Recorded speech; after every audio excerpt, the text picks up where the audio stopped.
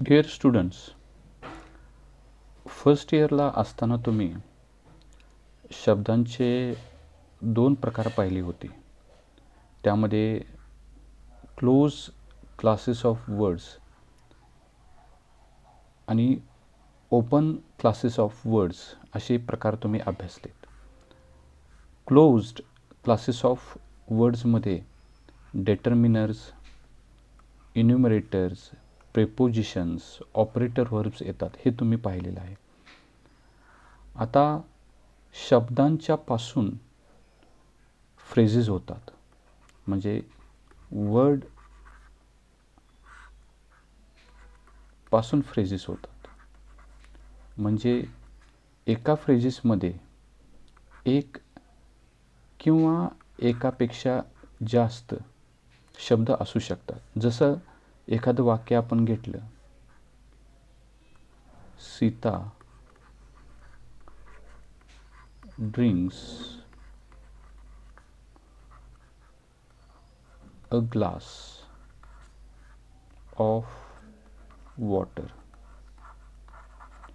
या वाक्यामध्ये ही एक फ्रेज आहे, ही दुसरी फ्रेज आहे. अ ग्लास ऑफ वॉटर ही एक फ्रेज आहे आणि या फ्रेजेसमध्ये पुन्हा ही एक फ्रेज आहे. Phrase within phrases. ही जी पहिली फ्रेज आहे ती एका शब्दाची आहे, ही दुसरी फ्रेज आहे ती एका शब्दाची आहे. पण ही जी फ्रेज आहे ती नुसता शब्द नाही, तर दोन शब्द आणि एका फ्रेजेसची बनलेली आहे.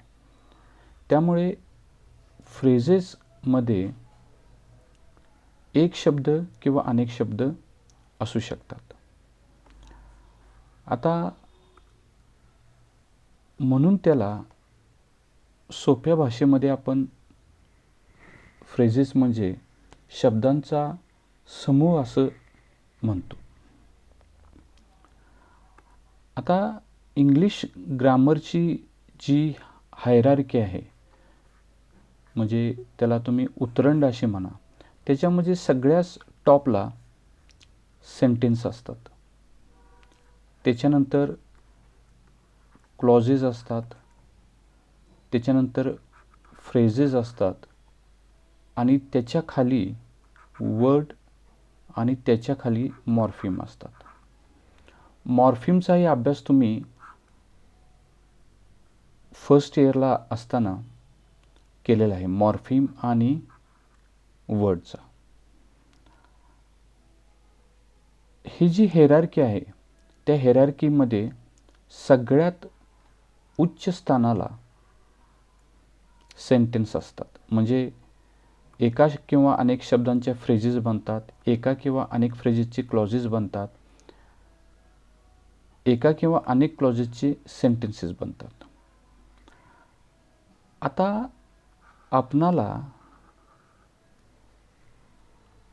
इंट्रोडक्शन टू फ्रेजेस याच्यामध्ये फ्रेजेसचे इंट्रोडक्शन झाल्यानंतर त्या फ्रेजेसचे क्लासेस आपणाला पाहायचे आहेत. म्हणजे त्याचं वर्गीकरण कसं केलं जातं हे पाहायचं आहे, जे तुम्हाला तुमच्या टॉपिकमध्ये फर्स्ट सब टॉपिक आहे, क्लासेस ऑफ फ्रेजेस.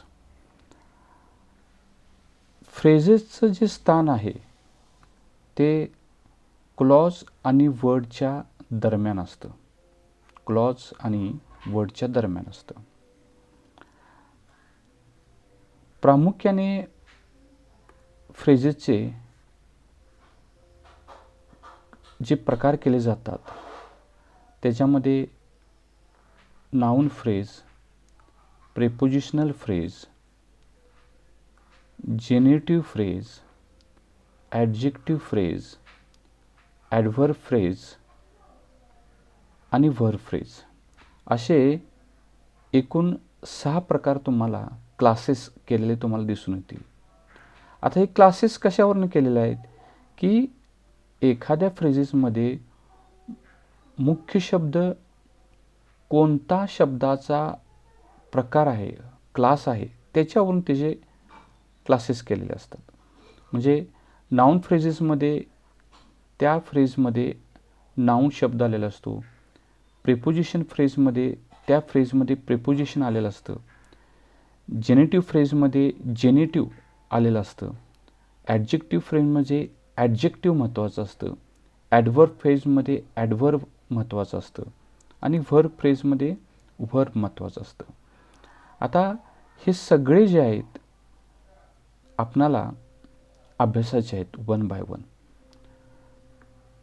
त्याच्या अगोदर तुम्हाला फ्रेजेसचे क्लासेस करताना त्या क्लासेसचे शॉर्ट फॉर्म कसे केले जातात हेही लक्षात असलं पाहिजे.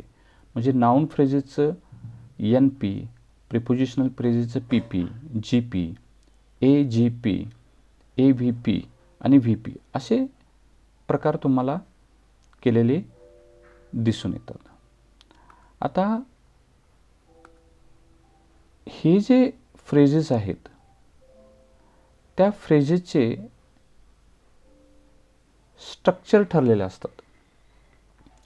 स्ट्रक्चर म्हणजे काय की त्या फ्रेजेसमध्ये असणारे जे एलिमेंट आहेत त्या एलिमेंटची रचना कशी झालेली आहे. आता उदाहरणार्थ बघा, आय बॉट अ पेन. हे जे क्लॉज आहे ह्या क्लॉजेसमध्ये ही एक फ्रेज आहे, ही एक फ्रेज आहे आणि अ पेन ही एक फ्रेज आहे. आता ही जी फ्रेज आहे ती एका शब्दाची आहे आणि हा शब्द जो आहे तो प्रोनाऊन आहे. प्रोनाऊन किंवा नाऊन ही दोन्हीही ज्या ठिकाणी असतात त्याला नाऊन फ्रेज म्हटलं जातं.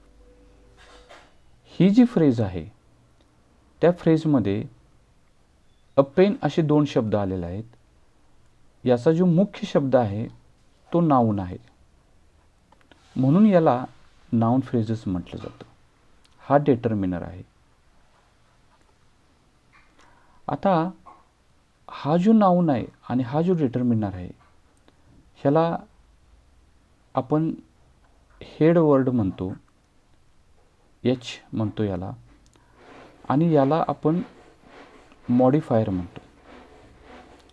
म्हणजे H प्लस M अशी रचना जी आहे ती अनेक फ्रेजेसची असते. आता अशी रचना असलेले जे फ्रेजेस आहेत त्याच्यामध्ये प्रामुख्याने नाऊन फ्रेज, ॲडजेक्टिव्ह फ्रेज आणि ॲडव्हर्ब फ्रेज असतात.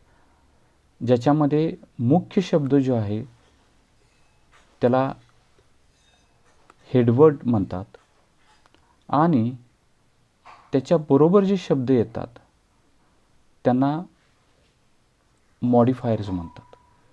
आता इथं तुम्हाला ह्या नाऊन फ्रेज, ॲडजेक्टिव्ह फ्रेज आणि ॲडव्हर्ब फ्रेजचं स्ट्रक्चर तुम्हाला इथं दिलेलं आहे. पहा, हे स्ट्रक्चर जे आहे याचा सविस्तर अभ्यास आपण एक एक फ्रेज ज्या वेळेला घेऊ अभ्यासाला त्यावेळेला करणार आहोत. या स्ट्रक्चरमध्ये तुम्हाला ही स्ट्रक्चरची मांडणी करताना इथं एक गोष्ट तुमच्या लक्षात आली असेल की विशिष्ट पद्धतीनं हे स्ट्रक्चर लिहिलेलं आहे.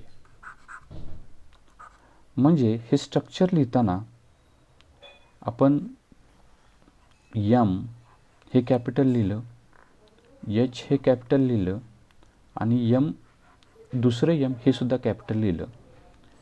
याच्या भोवती एक ॲस्टरिस्क मार्क टाकलेला आहे, याच्या भोवती ॲस्टरिस्क मार्क टाकलेला आहे आणि हे दोन्हीही महिरिपी कर्व्ड कंसामध्ये टाकलेले दिसून येतील.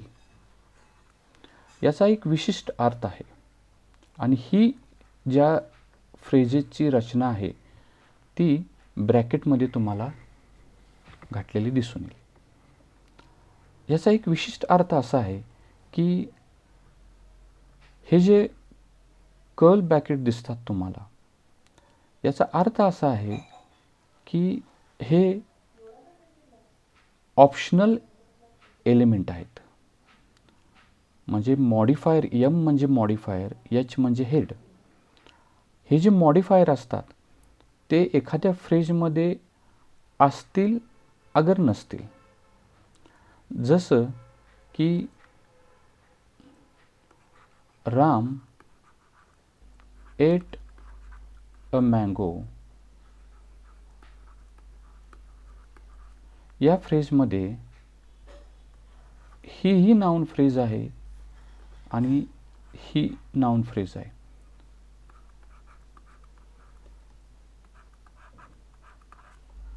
या फ्रेजमध्ये मात्र तुम्हाला मॉडिफायर आलेला दिसून येतो आणि हेडवर्ड आलेला दिसून येतो. मात्र या फ्रेजमध्ये तुम्हाला फक्त हेडवर्ड दिसतो. म्हणजे हे जे एलिमेंट आहेत ते ऑप्शनल आहे. आता हेडवर्डच्या अगोदर जो मॉडिफायर येतो त्याला पोस्ट मॉडिफायर म्हणतात आणि हेडवर्डच्या नंतर जर एखादा मॉडिफायर आला तर त्याला पोस्ट मॉडिफायर म्हणतात आणि याला प्री मॉडिफायर म्हणतात. म्हणून हा जो एलिमेंट आहे फ्रेजेसचा तो कर्ल ब्रॅकेटमध्ये दाखवलेला तुम्हाला दिसून येईल. मग हे ॲस्टरिस्क मार्क का दाखवतात? कारण का या मॉडिफायर असे जे मॉडिफायर आहेत ते एक किंवा एकापेक्षा जास्त असू शकतात. There may be number of modifiers. म्हणजे इथे तुम्ही फक्त एकच मँगो असा मॉडिफायर पाहिलेला आहे, पण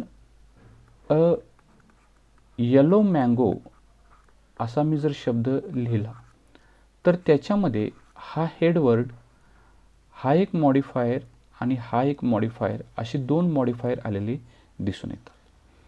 म्हणजे कर्ली ब्रॅकेटचा अर्थ आहे की these modifiers are optional element in a phrase. आणि ॲस्टेरिस्क इथे जे वापरलेलं आहे त्याचा अर्थ असा आहे की there may be any number of modifiers in a phrase. तर हे जे स्ट्रक्चर आहे हे स्ट्रक्चर तुम्हाला कुठल्या फ्रेजेसचं दिसून येतं? हे जे स्ट्रक्चर आहे ते तुम्हाला नाउन फ्रेजेस, ॲडजेक्टिव्ह फ्रेज आणि ॲडव्हर्ब फ्रेजेसचं स्ट्रक्चर तुम्हाला हे दिसून येतं. आता इथं तुम्हाला काही शब्द आणि वाक्य दिलेले आहेत बघा. रमाकांत हा जी फ्रेज आहे, इन रमाकांत इज, ह्याच्यामध्ये रमाकांत इज अ हेड, याच्यामध्ये फक्त या नाउन फ्रेजेसमध्ये फक्त एकच शब्द हेड इथं आलेलं दिसून येते. याच्या उलट ॲन आयशी रोड याच्यामध्ये an and icy are pre modifiers.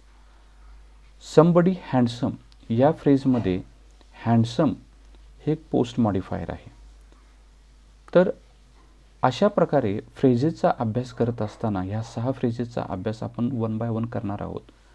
त्यावेळेला त्या फ्रेजेसचंही स्ट्रक्चर आपणाला अभ्यासावं लागणार आहे.